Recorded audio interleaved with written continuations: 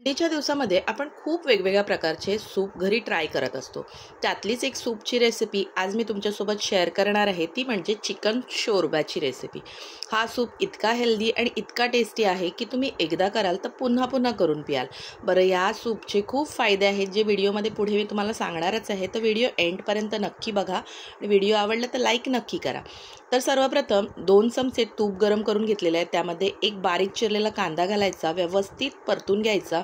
नंतर यामध्ये 2 हिरवी वेलची, अर्धा तुकडा दालचिनीचा आणि 2 लवंगा घालून व्यवस्थित परतून घ्यायचं। कांदा मस्त कॅरेमलाइज झाला की यामध्ये चिकनचे तुकडे घालायचे। शक्यतो ज्या पीसला हाडं असतील ना ते पीस इथे सूपसाठी वापरा।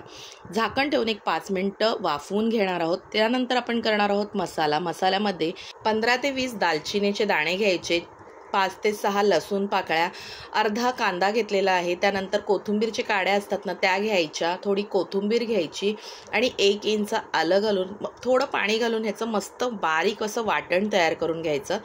त्यानंतर इथे बघू शकता आपलं चिकन मस्त कॅरेमलाइज झालेलं आहे, मस्त परतलेलं आहे। हाय फ्लेमवरती मस्त 5 मिनिटं परतून घ्यायचं चिकन।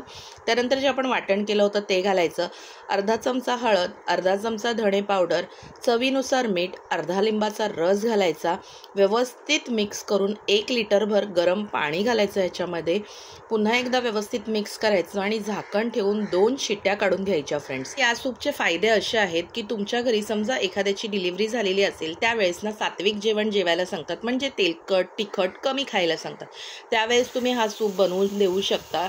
हा सूपामुळे शरीरामध्ये छान अशी गरमी निर्माण होते, त्यानंतर आपली जी हाडं असतात ती मजबूत व्हायला मदत होते। त्यामुळे लहानांपासून मोठ्यांपर्यंत तुम्ही हा सूप ट्राय करू शकता।